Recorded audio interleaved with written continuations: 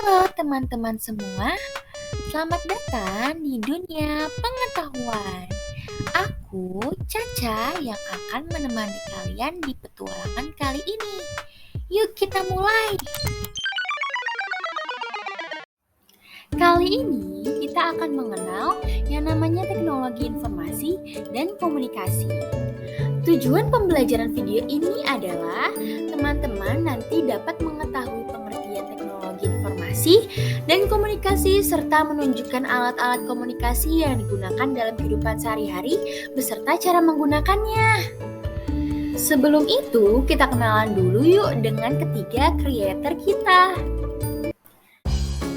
Sekarang kita masuk ke pengertian informasi dan komunikasi.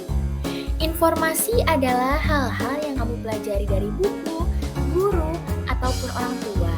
Karena hal tersebut merupakan kumpulan data dan fakta.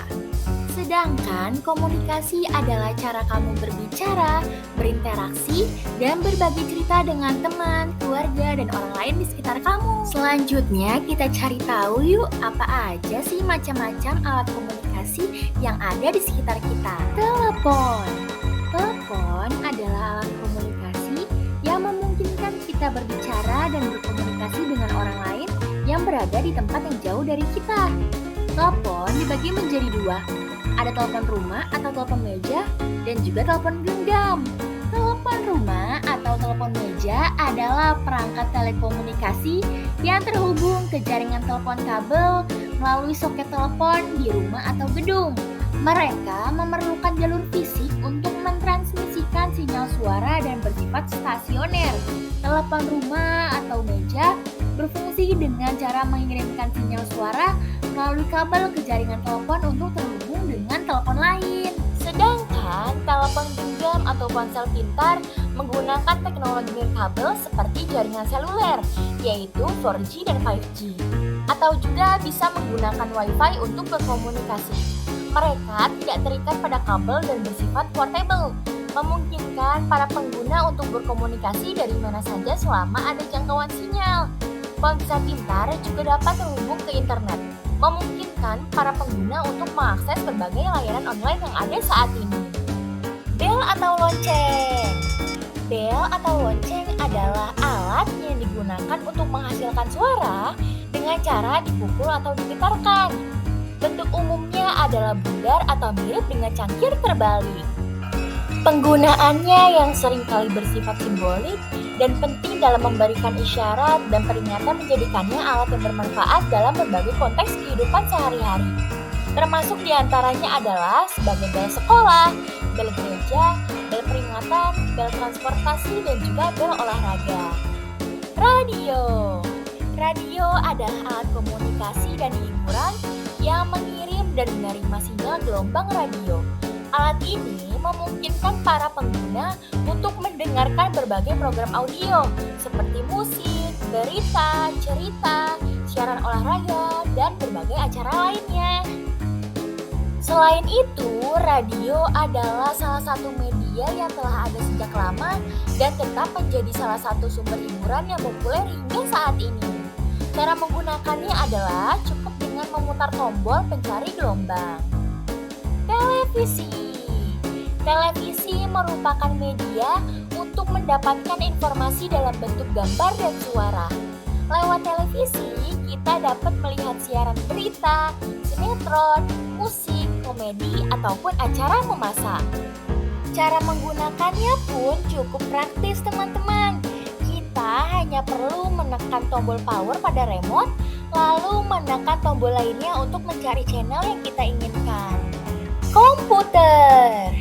Komputer merupakan alat yang hampir menyerupai televisi, tapi mereka berbeda pada ukuran. Serta, komputer dapat digunakan untuk mengetik, mengolah data, main game, nonton film, ataupun internetan, teman-teman. Komputer memiliki berbagai bentuk dan juga ukuran, mulai dari komputer desktop yang berukuran besar hingga laptop yang portable, serta perangkat seperti tablet dan smartphone yang juga dapat dianggap sebagai komputer karena kemampuannya dalam mengolah informasi dan menjalankan aplikasi. Selanjutnya, Caca akan kasih tahu nih ke kalian, apa aja sih bagian-bagian dan cara kerja alat komunikasi yang tadi sudah kita cari tahu bersama. Telepon rumah atau telepon meja. Telepon rumah terdiri dari gagang telepon untuk menangkap suara, keypad untuk menekan nomor telepon, speaker dan mikrofon untuk berbicara, dan yang terakhir ada kabel untuk menghubungkan ke saluran telepon. Cara kerja telepon rumah adalah ketika kalian menekan nomor telepon pada keypad, sinyal suara akan dikirim melalui kabel telepon ke saluran telepon, kemudian ke telepon tujuannya. Ketika telepon tujuan menjawab, suara dari mereka akan dikirim kembali melalui saluran telepon dan didengar melalui speaker telepon kalian. Telepon genggam atau ponsel. Ponsel memiliki layar sentuh atau layar LCD untuk menampilkan informasi.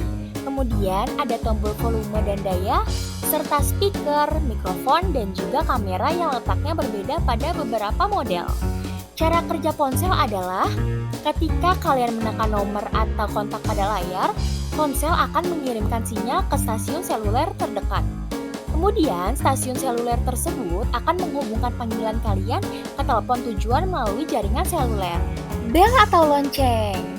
Bel atau lonceng biasanya terbuat dari logam yang membentuk bentuk cekung, diberi pegangan untuk digerakkan, dan memiliki kleper di dalamnya yang bergerak untuk menghasilkan bunyi. Cara kerja bel adalah saat bel atau lonceng digerakkan dengan pegangan, kleper di dalamnya akan bergetar dan memukul bagian dalam bel. Ini yang akan menghasilkan gelombang suara yang terdengar sebagai bunyi lonceng. Radio. Radio terdiri dari antena untuk menangkap sinyal radio, tuner untuk menyetel frekuensi stasiun radio, speaker untuk menghasilkan suara, dan bagian sirkuit elektronik lainnya. Cara kerja radio adalah radio menggunakan antena untuk menangkap gelombang radio dari stasiun radio. Kemudian, gelombang radio ini dikirimkan ke tuner yang memilih frekuensi stasiun yang diinginkan. Kemudian, sinyal yang telah dipilih diubah menjadi suara oleh speaker sehingga kita dapat mendengarkan program radio. Televisi. Televisi memiliki layar untuk menampilkan gambar, speaker untuk menghasilkan suara, tuner untuk menyetel saluran televisi, dan juga komponen elektronik lainnya untuk pemrosesan gambar dan suara.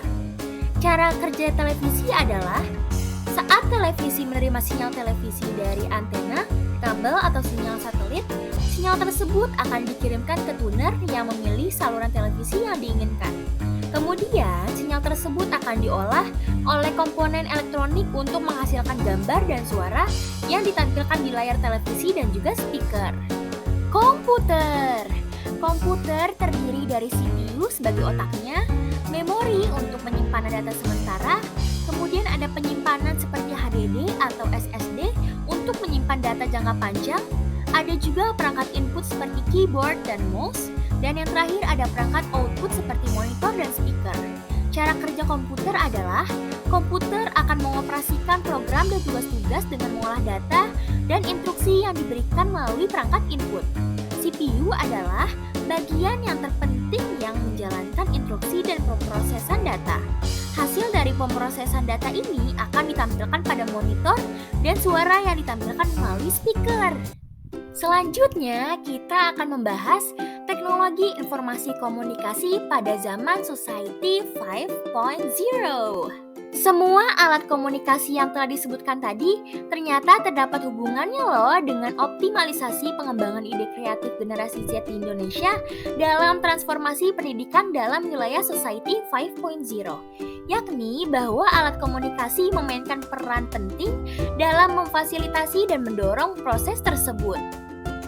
Pertama, telepon. Generasi Z adalah generasi yang tumbuh dengan teknologi komunikasi yang terus berkembang, termasuk telepon pintar atau smartphone. Telepon pintar memberikan akses mudah ke internet, aplikasi media sosial, dan juga beragam sumber informasi. Dengan adanya akses ini, generasi Z dapat dengan cepat berbagi ide kreatif, mengeksplorasi gagasan, dan juga mengakses sumber inspirasi dari berbagai negara dan budaya. Telepon juga dapat menjadi alat untuk belajar dengan beragam aplikasi pendidikan yang memungkinkan akses ke konten belajar secara fleksibel. Kedua, televisi dan radio. Televisi dan radio tetap menjadi sumber informasi dan hiburan yang penting bagi generasi Z. Meskipun platform digital seperti YouTube dan juga streaming video lainnya telah menggeser cara mereka mengonsumsi konten, televisi dan radio masih memiliki pengaruh yang signifikan. Selain itu, konten kreatif yang ada di televisi dan radio dapat mempengaruhi cara generasi Z berpikir, menginspirasi imajinasi, dan juga memicu ide-ide kreatif mereka. Ketiga, bel atau lonceng. Bel atau lonceng adalah alat komunikasi tradisional yang sering digunakan dalam konteks pendidikan.